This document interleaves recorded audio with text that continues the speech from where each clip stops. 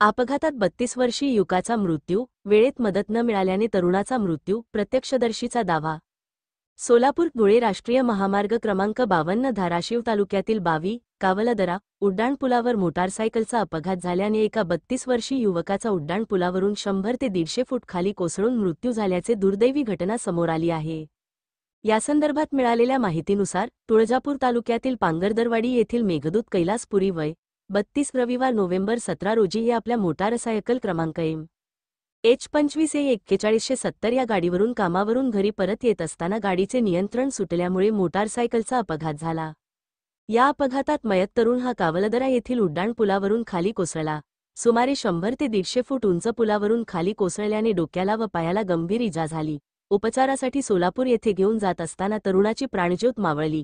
मयत तरुण मेघदूत पुरी पारगाव टोल नाक्यावर IRB या नामांकित कंपनीमध्ये उच्च पदावर कार्यरत होता. त्याच्या पश्चात आई, पत्नी, 1 वर्षाचा मुलगा, भाऊ, भावजय असा परिवार आहे.